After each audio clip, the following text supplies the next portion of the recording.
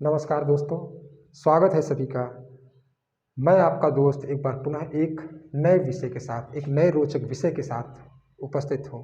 जैसा कि सभी लोग जानते हैं कि राष्ट्रपति का पद भारत देश में एक गरिमापूर्ण पद माना जाता है, यह सर्वोच्च पद माना जाता है। इस पद पर जो भी विराजमान हुए हैं वह पूरी गंभीरता से, पूरी शिद्दत से उन्होंने अपने कार्यकाल को पूरा किया है। तो आइए हम लोग जानते हैं क्या अपने कार्यकाल के दौरान किसी भी राष्ट्रपति को हटाया जा सकता है या नहीं। यदि हटाया जा सकता है तो किस तरह से हटाया जा सकता है और क्या आधार हो सकता है उसका, और उसमें कौन कौन शामिल होते हैं। जैसा कि सभी लोग जानते हैं कि राष्ट्रपति का जो कार्यकाल होता है वह 5 वर्षों के लिए होता है, माने पद धारण करने की तिथि से लेकर 5 वर्षों की अवधि तक उसका कार्यकाल होता है। और यह हमारे संविधान के अनुच्छेद 56 में इस बात का उल्लेख किया गया है। अनुच्छेद 56 में इसका उल्लेख किया गया है, इसको याद रखे रहिएगा। राष्ट्रपति 5 वर्षों की अवधि पूरी कर लेता है और उसका उत्तराधिकारी पद ग्रहण करने के लिए नहीं आता है तो उसका कार्यकाल बढ़ा दिया जाएगा। तो ये तो रहा एक कार्यकाल का संदर्भ। दूसरी बात ये समझते हैं कि क्या राष्ट्रपति का पद रिक्त हो सकता है। हाँ, तब होगा जब उसकी मृत्यु हो गई हो, वह त्यागपत्र दे दिया हो या उसका निर्वाचन अवैध घोषित कर दिया गया हो। इस दशाओं में उसका पद रिक्त माना जाएगा। लेकिन एक दशा और है और वो प्रक्रिया द्वारा वो दशा उत्पन्न होती है तब जब कि उस पर महाभियोग की प्रक्रिया लगाई जाए। महाभियोग की प्रक्रिया जो है एक अर्ध न्यायिक प्रक्रिया है और उस महाभियोग की प्रक्रिया जो लगाए जाने का प्रोसेस है उसका आधार है संविधान उल्लंघन। माने राष्ट्रपति पर क्यों लगाया जाता है महाभियोग।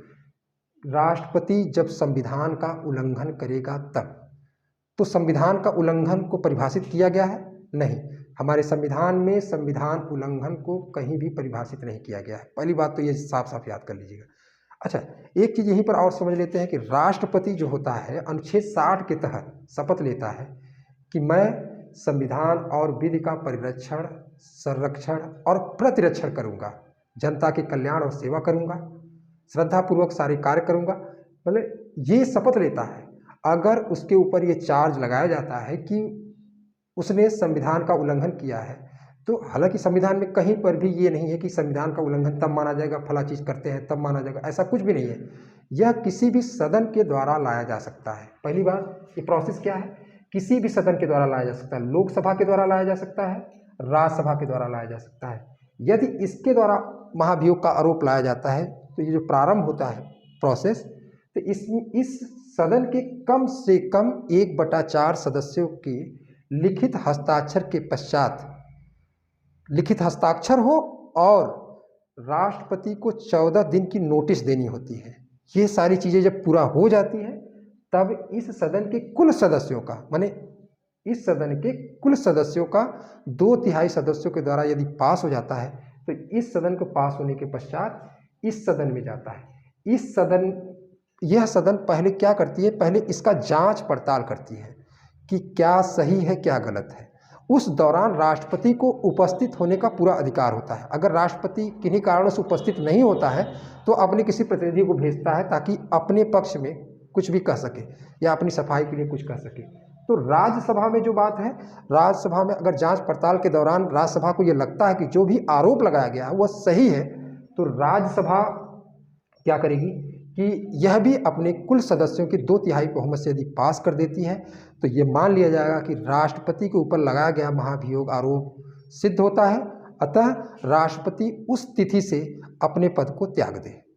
तो यहाँ पर ये प्रोसेस है, यह अर्धन्यायिक प्रोसेस है, यह अमेरिका से लिया गया है। फिर से समझिएगा, महाभियोग आरोप जो है, महाभियोग का जो आरोप है उसकी शुरुआत किसी भी सदन में, लोकसभा राज्यसभा किसी भी सदन में शुरू किया जा सकता है, लेकिन जिस सदन के द्वारा शुरू किया जाता है उस सदन के 1/4 सदस्यों के द्वारा वह उस आरोप पर, वह संकल्प प्रस्ताव है जो लिखित संकल्प प्रस्ताव, उस पर हस्ताक्षर होना चाहिए।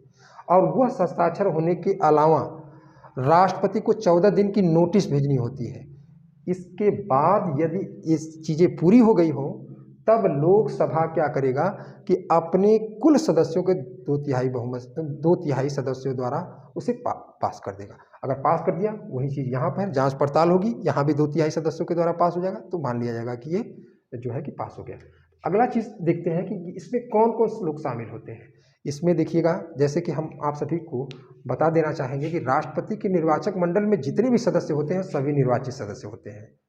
लेकिन जब हटाने की बात आती है, जब राष्ट्रपति के ऊपर महाभियोग लगाने की बात आती है, तो आप लोग जानिएगा कि इसमें जैसे कि निर्वाचक मंडल में कौन था, निर्वाचक मंडल में था लोकसभा के सदस्य थे, राज्यसभा के निर्वाचित सदस्य थे, लोकसभा के निर्वाचित सदस्य थे, विधानसभा राज्यों के विधानसभा के निर्वाचित सदस्य थे, केंद्र शासित प्रदेशों के विधानसभा के निर्वाचित सदस्य थे, तो वहाँ पे सभी निर्वाचित सदस्य थे।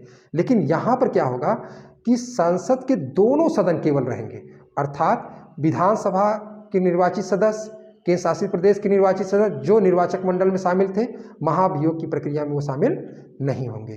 तो इस प्रकार से हम देखते हैं कि महाभियोग की प्रक्रिया एक जटिल प्रक्रिया है, जिसे कि हम लोग सरल रूप में समझने का प्रयास किए। और सभी लोगों से मेरी गुजारिश है कि सभी लोग ज़्यादा से ज़्यादा शेयर करिए और सब्सक्राइब कीजिए। आप सभी के बीच में एक बार पुनः उपस्थित होंगे। तब तक के लिए जय हिंद, जय भारत।